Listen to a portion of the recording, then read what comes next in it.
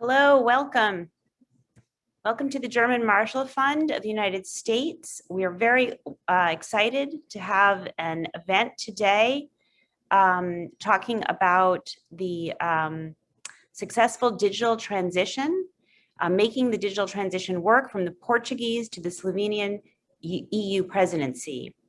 Overseeing a successful digital transition has been a key priority for the Portuguese presidency of the Council of the European Union. The Portuguese term will end this month, and the presidency baton will be handed over to Slovenia, which has similarly underscored its commitment to prioritizing the digital transition. Our conversation will be action-packed today. We have many experts who will talk to us and officials. We will feature an introduction from the Portuguese Ambassador to the US, followed by a panel, including the Portuguese Secretary of State for the digital transition, the Slovenian Minister of Public Administration, and Google's Vice President of Government Affairs. The event will close with additional remarks from the Slovenian Ambassador to the United States. We will attempt to answer your questions if you submit them in the Q&A box at the bottom, but because we're very tight for time, please bear with us. I'd like to turn it over to Ambassador Domingos Fezas Vital, Ambassador of Portugal to the USA. Thank you very much, Karan, and congratulations on your great accent. First of all, I would like to wholeheartedly thank everybody at the German Marshall Fund, its technical staff, and our moderator, you, Karan, for your professionalism and invaluable support, as well as the distinguished members of our panel for their availability to lead us in the discussion of an item that will define our future. Allow me also a word of very special thanks to my colleague, Ambassador Tony Kaiser, for having been the best partner I could find in this initiative.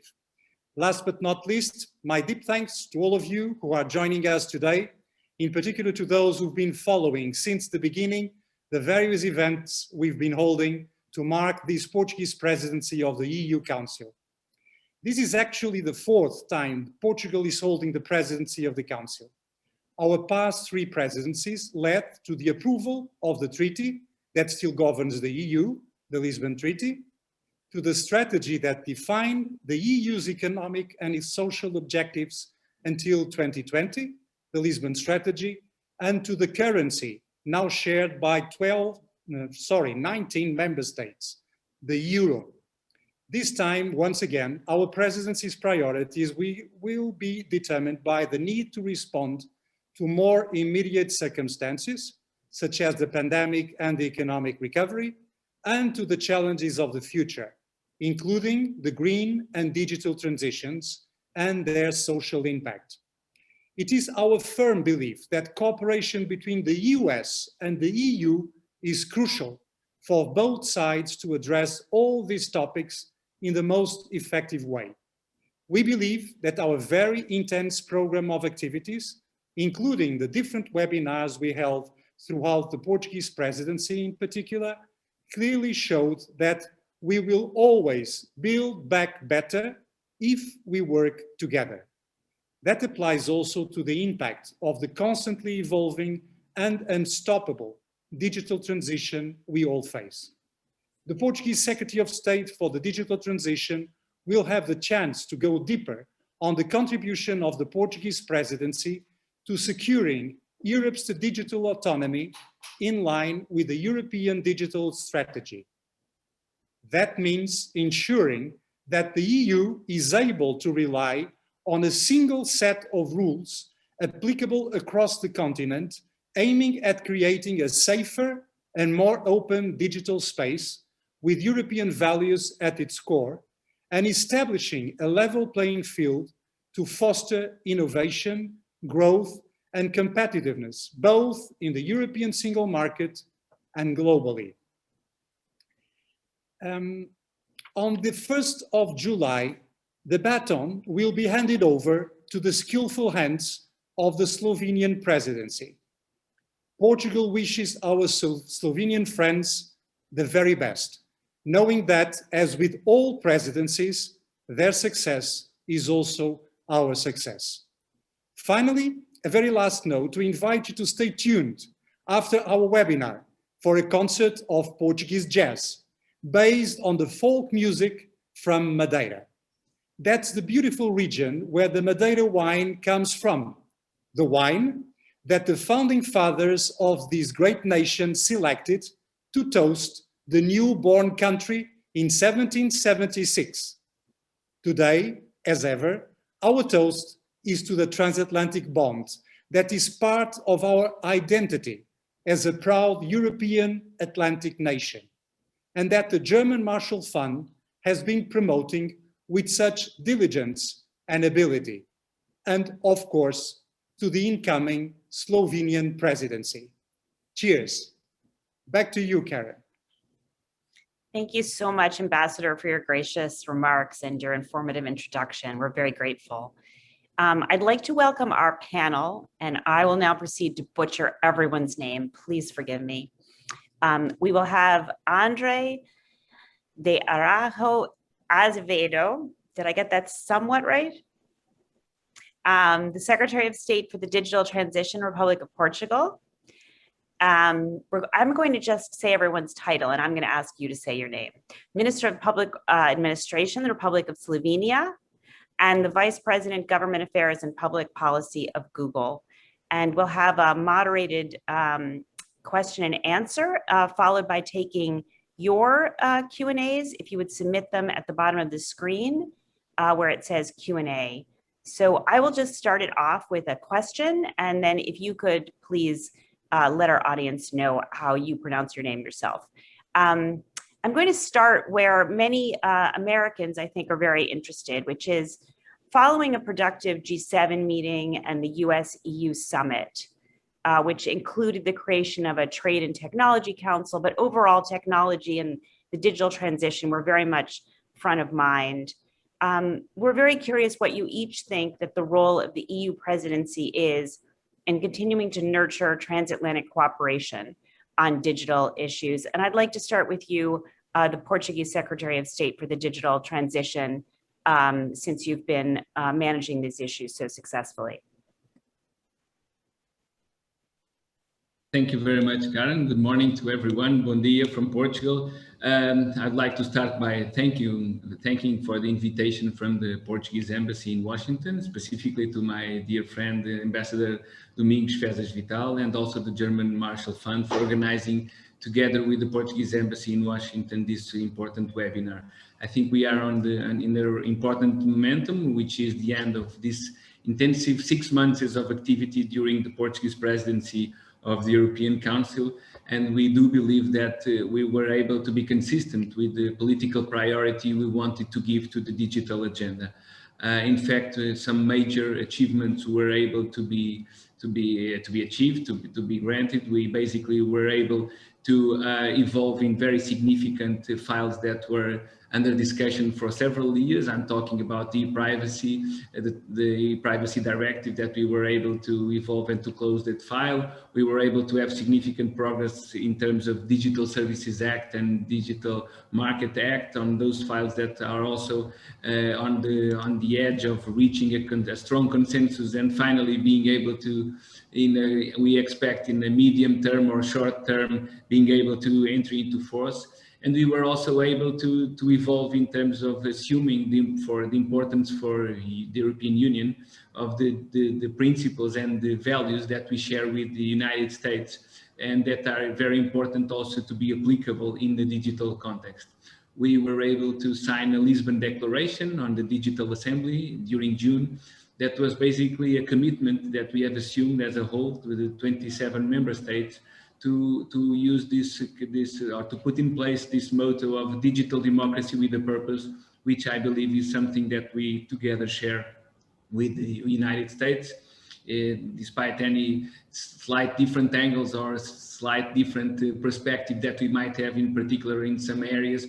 But I believe as a whole, in terms of the framework and the common ground of values, we definitely share, and we have like-minded cultures and positioning. So it's very important to reaffirm this declaration, this Lisbon Declaration, and also to apply to a very important subscription of this Lisbon Declaration in order to create this movement and this wave that we would like to develop. It's also important because we believe it will create the grounds for some digital basic principles and rights that we believe are in need. We don't want to over-regulate. We know that Europe sometimes is perceived as an excessive regulator entity, but we do believe that in some areas we might need to develop some red lines or some boundaries that will be able to create or to more trust in the digital ecosystem. But if I need to highlight an area in which I believe that we are in need of urgent attention between both sides, and we have very good recent signs from this, resulting from the new forum that was just created, is on data. We definitely need to evolve in terms of data flows between our two continents. We are aware of all the already long story around the EU-US Privacy Shield negotiations, and we hope Slovenia will also be able to go ahead with it and have significant progress. We do believe that we have now the conditions to close a strong deal that will create the trust between the two parties and reach a consensus on what we believe is an achievable milestone and very important for countries and for companies and for citizens from both sides of the Atlantic. I would also like to emphasize another area in which I believe we also have common interests, which is around the importance of our both entrepreneurships and startups ecosystems, in which both sides are extremely committed with. For Europe, we are initiating a new cycle. We have just launched it, or we are launching a new entity that will have its head office in Lisbon, in Portugal, which is the Europe Startup Nations Alliance, that will somehow develop this ecosystem and create the conditions for a truly single digital market for startups in Europe, and to somehow reduce the excessive fragmentation in terms of the different member states in Europe. So I do believe that we have very good reasons to be very optimistic about this new cycle. And we hope that the Slovenian presidency will also be able to give continuity to the strong efforts that the Portuguese presidency made during these last 6 months. Thank you. So I'd like to turn now to hear the Slovenian side from the Minister of Public Administration. I'm going to try Boštjan Koritnik, and I hope you'll, oh yes, great. And then I hope you will, I hope you've heard a great many accomplishments from the Portuguese side, and we'd love to hear your priorities and how these fit into the transatlantic frameworks that were agreed last 2 weeks ago now. And especially, I think there's a lot of interest in the audience on the Privacy Shield. So as long as that has come up, any thoughts you have on that as well would be very appreciated. Thank you very much, and also for the perfect pronunciation of my surname. I believe you had a lot of practice to be able to do that. I'm really grateful for you all organizers to making it happen, and also my dear colleague and friend, Ambassador Kaiser in Washington. Regarding the question you said, the European Union is known for its environment of open and free trade, and the European companies are well integrated into the global economy and global value chains. And the EU has developed the concept of open strategic autonomy. With this concept, the Union wishes to chart its own course on the global stage and to build its own capacities while keeping an open economy.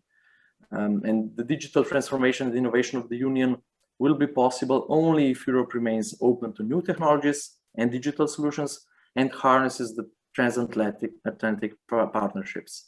The EU-US Trade and Technology Council will help both sides to gain from close transatlantic cooperation when it comes to digitalization. Most influential global players will set the future global rules and standards on privacy, artificial intelligence, and other digital technologies. And our presidency has to ensure that these standards and rules protect the EU's values, fundamental rights and security, and are socially balanced.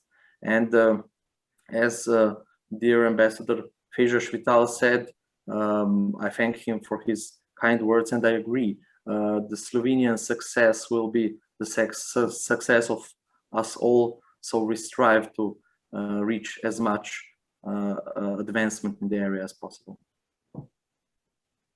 Thank you. That's wonderful to hear. So I'd like to turn to Karan Bhatia from Google. And Karan, I think we heard that there could be a little tension that I think everyone wants to make into a win-win solution instead of a tension, which is between openness on the one side and entrepreneurialism, and on the other side, Europe wanting to develop its own capacity and capabilities. And you know, as an international company and one that's especially strong in the transatlantic region, love to hear your insights on the issues that you're especially focused on, and also especially how the developments of the 2 weeks ago play into that. Great, thanks, Karen, and thanks to the German Marshall Fund for pulling this together. I think it's such an important topic and such an important time for it. And honestly, I do think I would believe that even if I wasn't at a large technology company today. I think what we've seen coming out of the pandemic is how much of a powerful enabling role digital and technology can be in helping our societies and helping our countries not only survive these challenging times. And we've seen statistic after statistic that shows that those entities, particularly small businesses that were digitally connected, survived and thrived much more coming out of it. Just one statistic I saw the other day was of European businesses, small businesses polled. Those that were digitally connected, those that utilized the internet to continue to sell, to continue to operate, had revenues that were 60% higher and employed 3 times more people than those that did not. So we've learned the lesson of how important this has been to survive the pandemic. Now as we look forward into the future, we clearly see the world, not just Europe, not just the United States, seeing the opportunities of being at the cutting edge of digital technology, being at employing and deploying those technologies into their growth strategies, of being a key determinant of success going forward. So super important for Europe, super important for the United States. As Google, we have one foot in both continents. We employ tens of thousands of people in Europe and in the United States. We innovate in both regions, and we look for growth in both regions. The topic that you have alluded to and that the Secretary of State and Minister have talked about is this sort of what comes next, given that both jurisdictions, both the United States and Europe, are clearly looking to regulate more. They are looking to engage more from a government sense into industry. And that's why I do think that this Trade and Technology Council is so critical, because look, we recognize, I think every major platform recognizes that there are fundamentally important issues to be addressed here, whether it's questions of interoperability of the platforms or how to face the challenge of disinformation, super important questions that need to be addressed. But the risk is that we have very divergent approaches to those questions. And we have seen that, unfortunately, play out in recent years, where the United States and Europe, as well as other countries, have honestly pursued very different tracks around engagement with each other and regulation in this space. From our vantage point, and I think, frankly, from the private sector's vantage point generally, bringing those approaches together, having the set of dialogues before we regulate, before we actually move to intervene in the markets, I think is critically important. So I was very excited to see the announcement last week, and we certainly hope that under the Slovenian presidency's leadership, by the way, huge kudos and thanks to the Portuguese presidency for their terrific record. Under the Slovenian presidency, we're looking forward to seeing that actually materialize in real meaningful collaboration. That's terrific. Thanks. I'd like to go around again in the same order and highlight one of the pieces of the digital recovery, or two actually. We've had this immediate crisis of COVID and this slightly longer term crisis, although it doesn't feel that way in the United States right now, of climate change. We're seeing record heat in the Northwest right now. So climate is seeming very immediate. And I know that part of the goal is just green and digital recovery. And so I wonder if you can talk about how the digital agenda fits into those broader societal goals. And starting with Slovenia again, starting with Portugal again.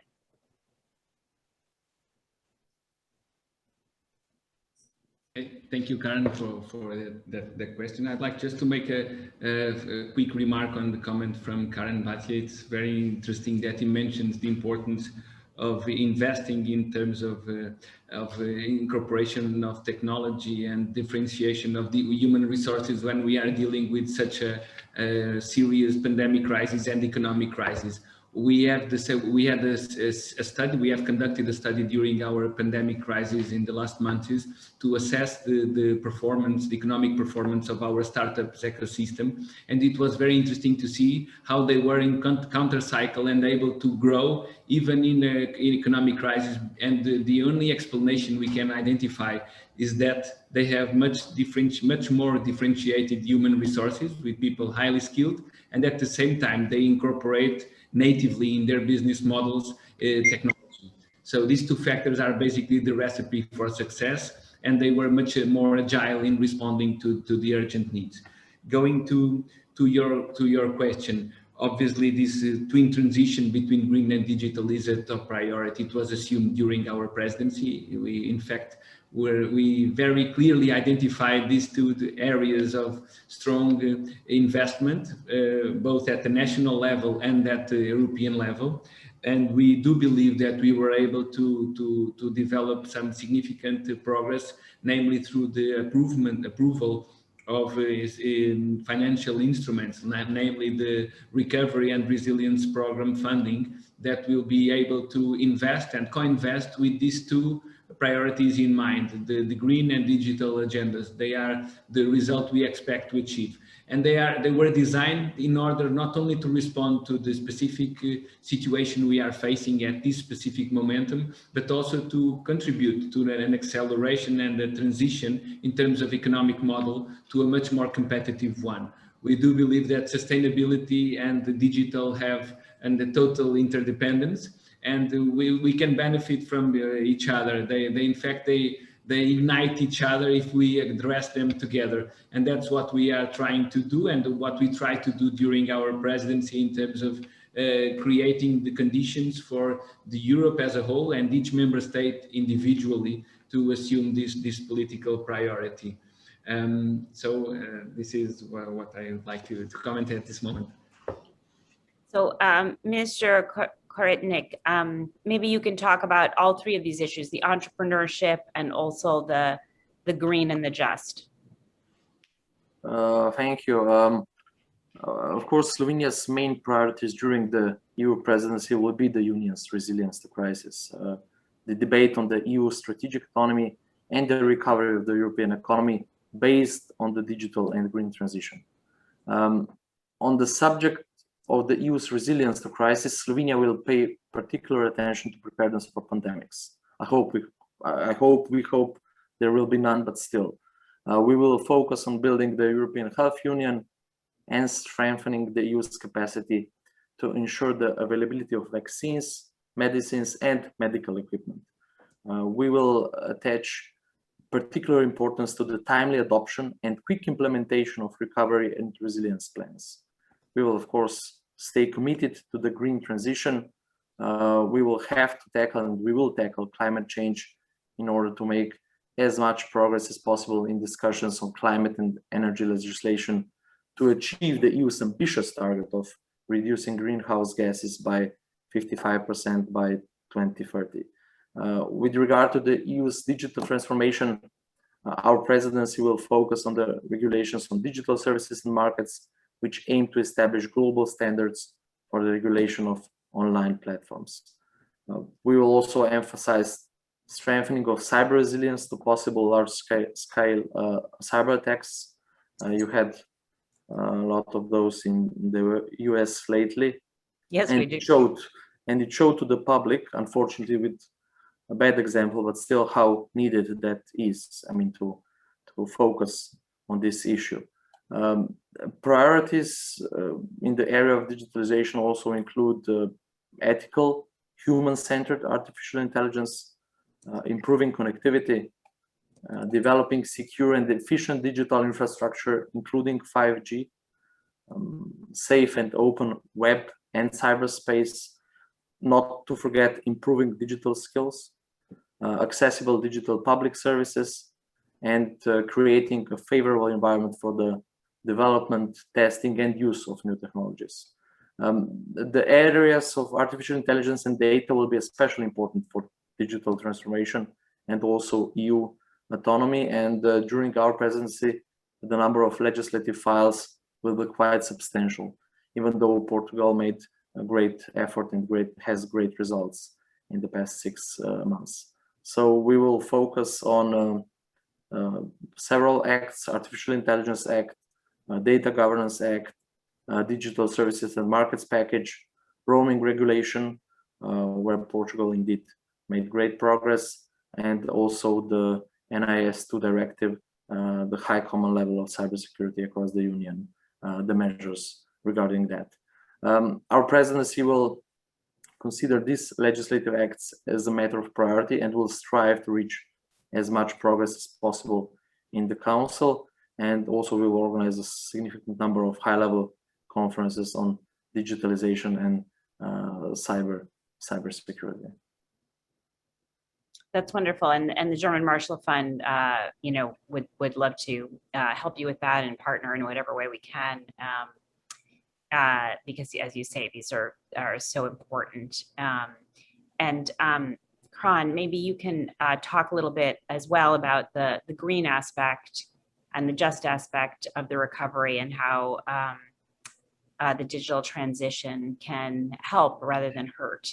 What changes, if any, do we need in how we develop our digital selves? Great, Karan. I'm happy to. In fact, I think it's a critical topic where, honestly, I don't know that we can achieve our sustainability goals, either the US or Europe, without digital. I actually see the two as integrally linked. But if I can, just very quickly before coming to that, there are a couple of points that both the Minister and Secretary of State made that I just think are so on point, that let me just underscore. One is, I mean, from our vantage point, as we look at the digital agenda going forward, I think certainly creating the right regulatory environment is absolutely critical. And I think both of them alluded to that. But there are at least 3 other things that I would flag where I think there is the need for both governmental focus, but also a partnership with the private sector. And as we look at the relationships that we've had, for instance, both with the Portuguese government and the Slovenian government, it leaves me very optimistic that potentially we can replicate that more broadly.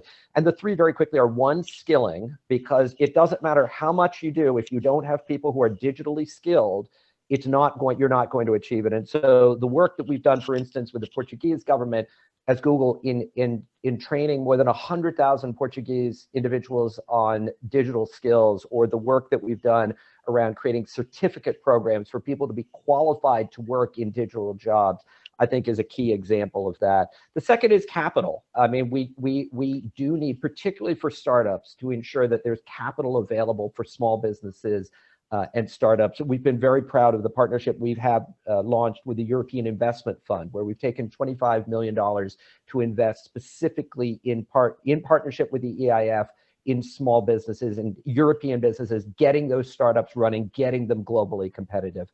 And then the last is infrastructure. You know, it remains always important that we have the bandwidth to be able to enable to execute at scale. And so, you know, again, we're thrilled that we've launched a significant new pipeline, for instance, that's going to connect Western Europe through Portugal to Africa, which is going to allow for tremendous growth, both for Africa and for Europe. So 3 topics that are important that we not lose track of while we're also focusing on the other things. Just very quickly, let me come back to green and digital. Look, I think this is the secret sauce. I really do. You know, that technology is going to be the enabler there. For one thing, there is a responsibility that falls on technology. We are big users of energy, and so it falls on companies like us to make sure that our practices are better than them. I'm very proud that Google last year, committed to operate not just on renewable energy, but 0 carbon energy in 2030 for all of our operations globally.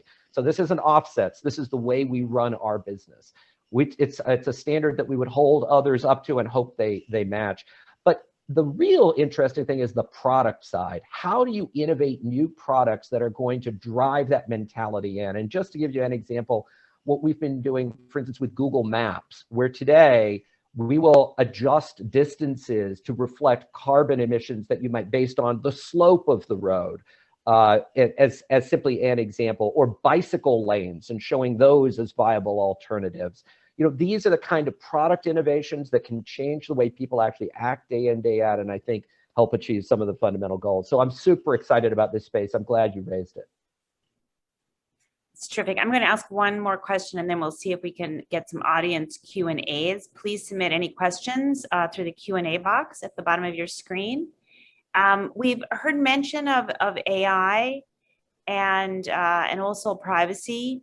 And I would like you each to talk a little bit more about that, because the new AI legislation, I think, will take quite a long time. I know you'll be working on it in the coming year, but in the meantime, are there things that can be done either through this Trade and Technology Council or working with industry and public-private partnerships to ensure that the EU secures the benefits of these emerging technologies like AI, like quantum, while protecting users' privacy? And we can go in the same order, please. Okay. Thank you very much, Karan, for that question. Obviously, in our opinion, it is always absolutely necessary to secure the benefits of technology, whether emerging or traditional ones, if we can call it traditional technology, but at the same time ensuring that the user rights are adequately protected, the national security also is adequately ensured. And this is not obviously a new problem. This is something that we've been facing, and this is a challenge that we've been facing for quite some time. So we need to ensure that at least at the European level, and the European legislation evolves in order to ensure that this right balance between innovation and protection is achieved. One example of this, I think it's important to mention it, is the GDPR, the General Data Protection Regulation, which at the first glance seemed to be a stop in terms of innovation or business transactions for Europe, and would be somehow a challenge for Europe to continue to evolve with, complying with this new regulation. But in fact, after 2 years of implementation and being in force, we can see now that in fact it raised the bar in terms of privacy and basically set a new standard to the world. Most companies like Google, Microsoft, AWS, they are using this GDPR standard as their reference, and in fact it contributed to a more protective and respectful ecosystem in which consumers and companies can truly trust. Obviously, this balance will also apply when we talk about artificial intelligence, or when we talk about how to re-regulate in terms of evolving on the Digital Services Act or the Digital Markets Act. But the European Union obviously cannot work on this alone. This is a global challenge, and so we need to cooperate with other like-minded countries like the US in order to have a combined approach on this, because typically these big tech giants are companies that are operating around the world. The kind of challenges the governments are facing have impact or are impacted by different stakeholders from around the world. So we need to look at this at a supranational level, and not as a strategy that each country can solve by itself. And this in fact is one of the reasons why during our presidency we presented the Lisbon Declaration, which is exactly to reinforce this idea of common ground of ethical principles and a strong respect for democratic values in the digital context. And we wanted to make sure that this new paradigm of reference and rights is adequately protected, in order also to foster a new cycle on digital cooperation. As it was already mentioned by Karan, it's important to understand that we have different challenges, and the importance of close collaboration between private and public sector. This is not something that we can solve with public policies and decided by decree. We need the involvement of private stakeholders, companies that assume their social responsibility, and that together with us are contributing to a more safe and trustful ecosystem, and we need to work in this together. So I believe that it's very important to emphasize this importance of cross collaboration and opening and working together, not only international on the right forums, but also involving all the stakeholders, namely the private sector on this. Thank you. Thank you. And Minister Koritnik, how do you see AI, quantum, these other things benefiting the EU, even while these broader regulatory pieces are working their way through the process? Thank you for the question. I completely agree with all that my Portuguese colleague Azevedo said. I believe that the intensive process of digital transformation for companies to be fit for the fourth industrial revolution should support the implementation of advanced technologies. Artificial intelligence, big data, Internet of Things, and blockchain, even though I know for the reservations regarding blockchain and green, but still. The field of artificial intelligence is particularly important for Slovenia. We are very proud, I'm honest, of the first UNESCO International Research Center for AI that was established in Ljubljana this March. And following 40 years of research in this field, we would like to include our experiences in our presidency program. For us, it is crucial regarding artificial intelligence to create a high level of trust with all digital, but still artificial intelligence is, let's say, the one that's on the standpoint. And in order to do this, AI should be developed and used in a way that is responsible, focused on common interests and on people. With artificial intelligence, trust is a must. So we will emphasize ethical technology, safety, fundamental rights and values of EU citizens. Since AI is not a means, not an end. I mean, it's a means, not an end, and it offers immense potential in health, transport, energy, agriculture, tourism, or cybersecurity I mentioned before. The new rules should be applied directly in the same way across all member states, and this is how we create unified and trustworthy environment. GDPR was an example, and I believe it set not the race to the bottom, but race to the top, also with entrepreneurs. It is also important, of course, to maximize investment in research, and we should do our best to retain and attract the best AI researchers. And therefore, we urgently need to create more synergies and networks between several European AI research centers and coordinate their efforts. And as Mr. Bhatia emphasized, we should really focus on digital skills to fill the competence gaps. I always give an example of my phone. It has 1,000 functions. I use maybe 20. My children use 100, and the rest is unused and doesn't improve my efficiency. So this is the gap that we feel, or unfortunately we don't know we feel. So it is also essential, since I'm the Minister of Public Administration, that public administrations and the public sector also rapidly begin to introduce AI-based products and services into their activities. And after that, improve the trust and fill the competence gaps. Thank you. I'd like to return to that issue of public administration and how we can help people interact better with their government using digital. But before I do that, I want to give Karan Bhatia a chance to answer the same question. And maybe I can make it a little bit more specific. You know, a year from now, as Europe is still probably considering their AI legislation, what will they be able to look back and say, well, AI, quantum, 5G, looking into 6G, what are these emerging technologies? What are they doing for us? What material improvements have we seen as a result of these new technologies? Can you give us a vision of that? I mean, Karan, for us, both of the topics that you've mentioned, AI and quantum, are game changers. I mean, really, and not just in terms of the improvements of the products that users love every day, making search easier or making Android work better or whatever, but in addressing a whole slew of problems that society is facing today. Cleaner energy, for instance, as simply an example. Healthcare. I mean, we're already seeing the ability of AI applied to MRI scans and so forth to be able to detect technologies, tumors, things much earlier. So this is game-changing stuff if we get it right. And I'm so pleased and excited by what I'm hearing both from the Secretary of State and the Minister in terms of Europe's sort of approach. By the way, we recognize and realize that this is also powerful technology that does need a close look, and we've supported regulation in this space.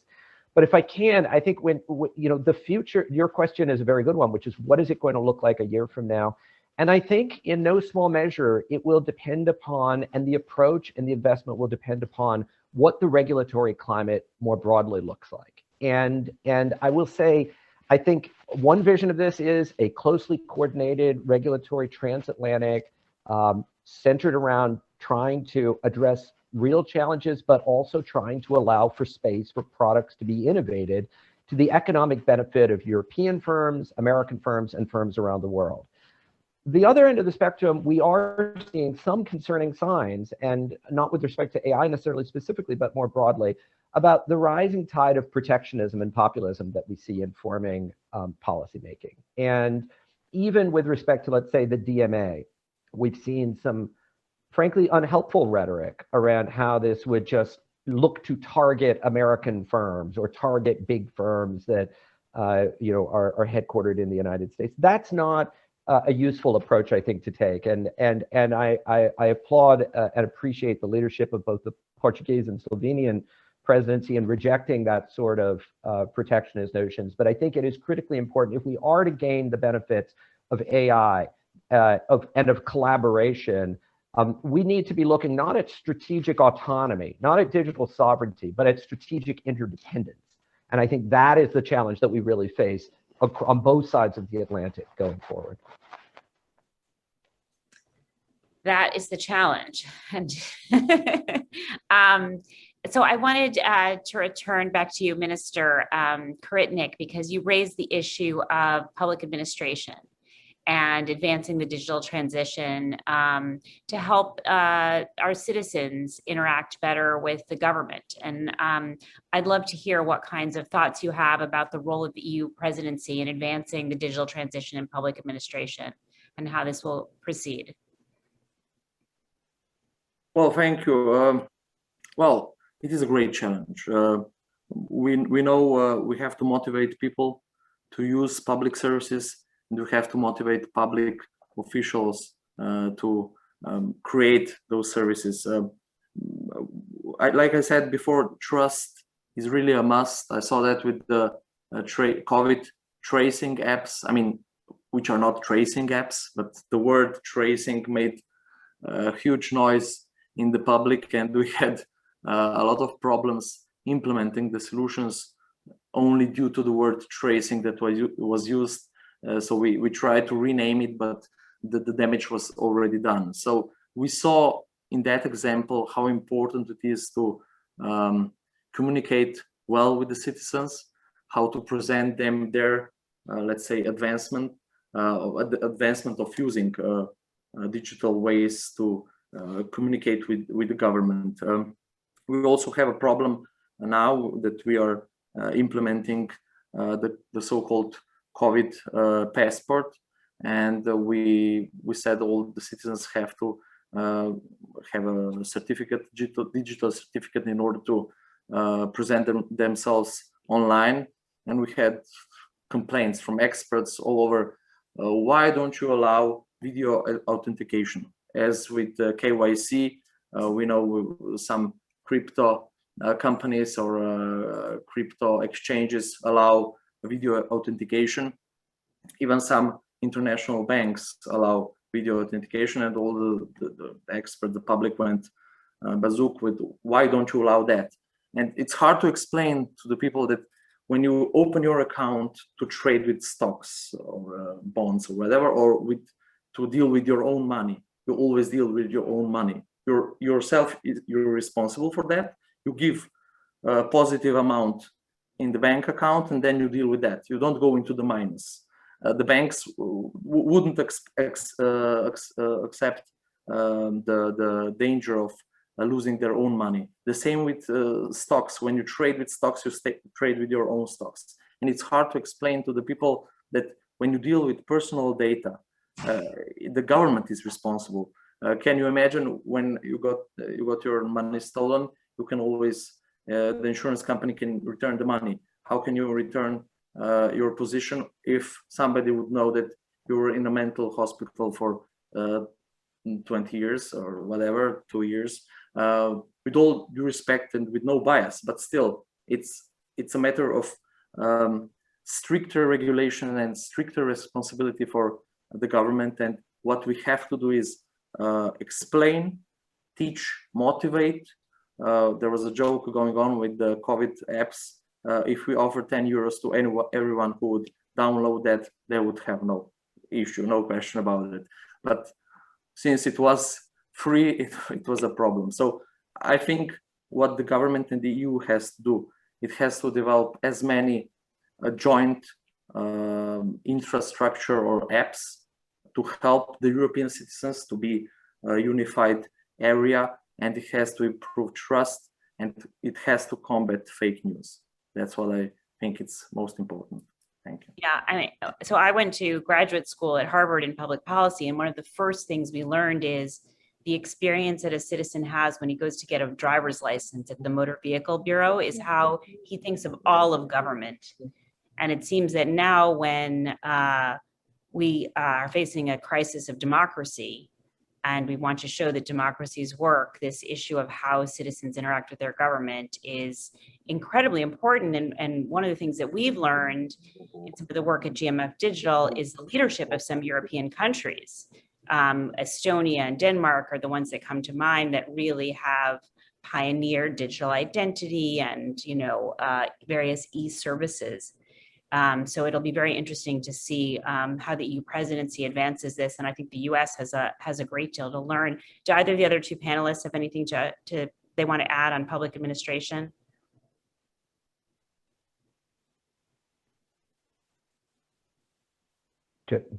No, Karan, other than the critical importance of the topic, I couldn't agree with you more. And I do think that we're seeing some interesting innovations that are being tested and that can be explored, but very enthusiastic about what the minister was suggesting, and something that we're look forward to partnering with them on. Yes, from my side, I'm also totally aligned with the comments from the minister, from the Slovenian minister. We obviously needed to have a strong acceleration on the digitalization of our public services. We were part of already the most developed countries in Europe in terms of e-government. We are part of the D9+ group, which is obviously a group that is recognized as being relevant in terms of betting for several years in making available for the population digital services. But in fact, we needed to accelerate. All the studies confirm that we had a 5 to 10 years acceleration in 1 year, which made a significant impact in terms of milestones and transformation also on the public administration. We made a huge investment in terms of digital education. We are giving a computer to each student and to each teacher to make sure, and together with a connectivity kit, that they are totally autonomous and able to learn and teach from wherever they are. It's important to emphasize that Portugal is probably not as recognized internationally in terms of digital identity, but in fact we started our digital identity card 12 years ago. With already chips integrated in our digital identity card, citizen card, and we are now including biometrics recognition with facial recognition, opening the door to many other potential uses, and especially to something that I believe is totally crucial. We shouldn't look at this challenge of the digital services only from a public administration perspective, but always on the sense of creating the conditions for these public services being incorporated in the business models of private companies. That's where effectively we can democratize digital and artificial intelligence solutions, is when we are able to deliver public services that can be used by private sector to potentiate the quality and the competitiveness of our companies. That's why, for example, with the use of our citizen card with biometrics, we will be able to create a new e-residency card or a new e-residency program similar to the one from Estonian government, but we expect it to make it entirely virtual, without the need to force people to go to the physical consulate or to the embassy. We can basically dematerialize entirely the entire process and make it total virtual. And this is exactly where I believe we can have a more symbiotic relation with the private sector, and making sure that we are truly collaborating and converging for this common agenda.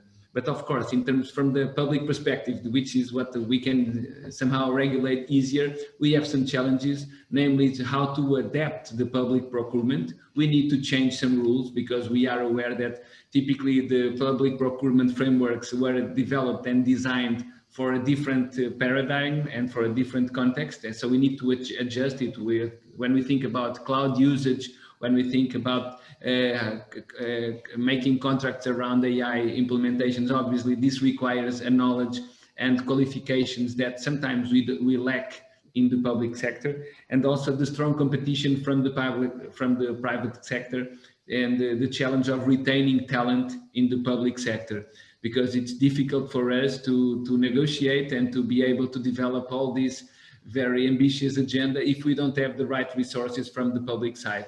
So from this perspective, I believe there is a very strong competition in the private sector, which is normal, is doing their job, but they are attracting the best ones and leaving for the public sector somehow some remainings, which in some cases is not enough to being able to have a very strong position from the state and from the public services to make sure we have good results like we all want.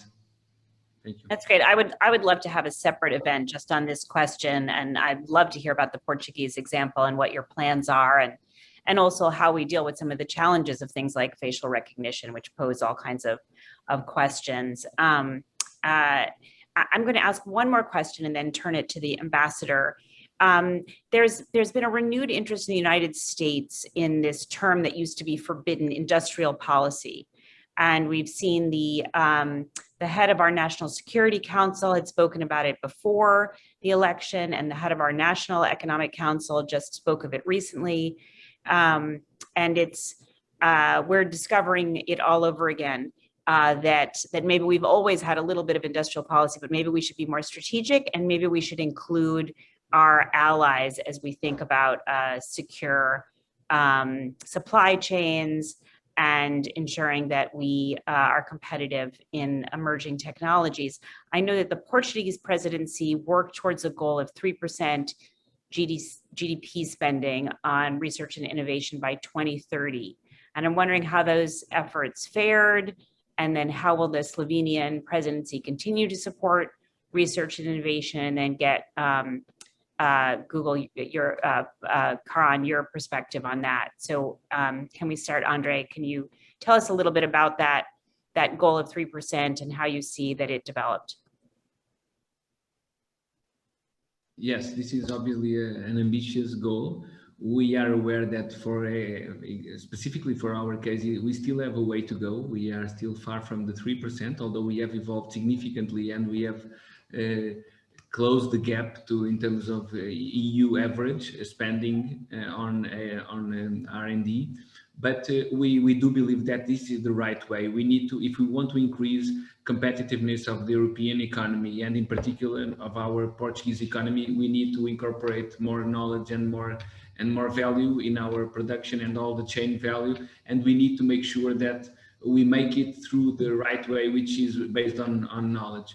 We are aware that in our long time history, we were only able to succeed and to be relevant when we were leading in terms of innovation. When we think about the discoveries times, we were able to initiate that globalization because at the time, we were leading in terms of knowledge and nautical concept and expertise. And we need to do the same in terms of digital era. if we want to lead and be relevant, we need to make sure we are investing, innovating, and adding value to the economy and to the society. So when we have launched and we have co-designed this initiative around the Horizon Europe program with a very significant funding for the next 7 years, with a 95 billion investment on research and innovation for Europe, we know that we are giving a political sign and we are creating the right tools for both companies and public entities being able to give that leap forward and to somehow make a difference in accelerating the capacity to innovate. We think this, I don't know if everyone is aware, but this Horizon program will be the biggest program ever undertaken in Europe. So this gives an important sign about the political priority we are giving to this topic. And we basically need to mobilize the entire ecosystem all around Europe in the different member states to make sure that together we are able to deliver and to materialize this important goal. Thank you. Boštjan, how do you see this going forward? Well, we will by all means continue the efforts by the Portuguese friends. So we will emphasize the role of science, research. I mean, it's key for successful economic recovery and an efficient digital and green transition. I'm a bit subjective since I came from the faculty university, so that's my also my personal view is that we need to invest more. So we will upgrade the development model of the European research area by creating a new management framework. We will promote tools. A colleague mentioned Horizon Europe. Special attention will be paid to improving investments in solving interdisciplinary and global challenges, cancer, ocean pollution, poor urban living, and we will pay attention to research infrastructures, reintegration of young researchers, not to let them go too quickly, synergies between research and education, research ethics, of course. We also plan to adopt a pact for research and innovation in the EU Council, and in October we will organize a high-level conference in Ljubljana on the role of research and innovation in the EU and on the tasks of the European Research Executive Agency. So a lot of work to be done, but we are in line with what our Portugal friends did. Great. And Karan, how do you see this? Is 3% enough by 2030? I won't weigh in on the precise percentage, but look, I think that the broader space of industrial policy and the role of government in enabling technological strength is an important topic. There is a role for governments to play here, clearly. But I would just flag for everyone that this is a particularly challenging space for governments to try to control too much. I mean, the pace of innovation that is happening in technology that is driven, quite frankly, by, in many cases, private sector innovation really is outpacing, I think, what you're seeing happening on the government side. One could argue that may be true in other sectors as well, but it certainly, I think, is happening here. And so really the question in my mind, it gets back to this point about how do you have partnerships on a transatlantic basis with governments being an enabler rather than a brake or an inhibitor to that sort of transatlantic partnership. So industrial policy is great if it incentivizes and drives that kind of behavior, but to the extent that it is perceived as creating barriers or walls or trying to differentiate, I think that is fundamentally a risk, and I think it's a risk to both US strength and security, and I think it's a risk to European strength and security. We need to sort of figure out a common approach on this, aligned with our commonality of values and our common international challenges that we face outside of the rest of the world. That's a perfect ending to the panel. This has been such a rich conversation. I feel like we've just sampled the many issues, and we will have to, continue the conversation as we see how the transatlantic relationship supports both the EU and the US as we move forward on these technologies. I would like to turn it over to Ambassador Tony Kaiser to close us out. I want to thank everyone so much for their thoughtful and engaging contributions. Ambassador. Thank you. Thank you very much.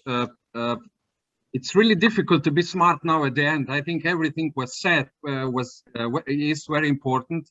And as Domingos said, we are now entering for the second time Slovenia, the whole EU presidency. Portugal did it very successfully, and congratulations for this fourth time.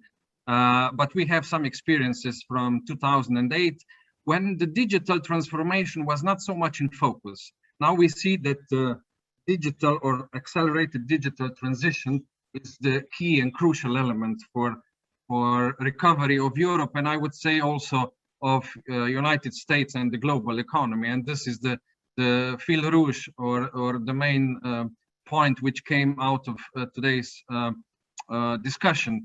What we are looking forward is to work very closely with the Trade and Technology Council. This is very important for us because we will focus on transatlantic relations. And as Mr. Bhatia said, I think it's also very crucial to intensify the dialogue with the private sector.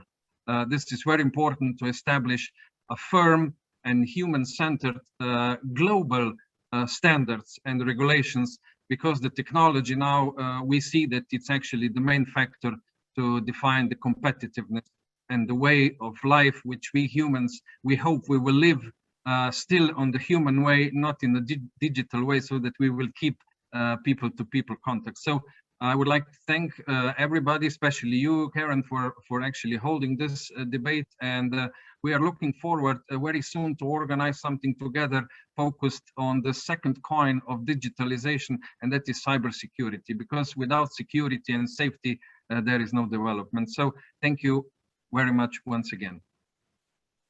Thank you all, and I hope you have a very good weekend, and look forward to seeing how Digital Europe continues to thrive. Thank you so much. Thank you. Thank you to everyone. Thank you. Bye. Good luck. Bye. Thank you.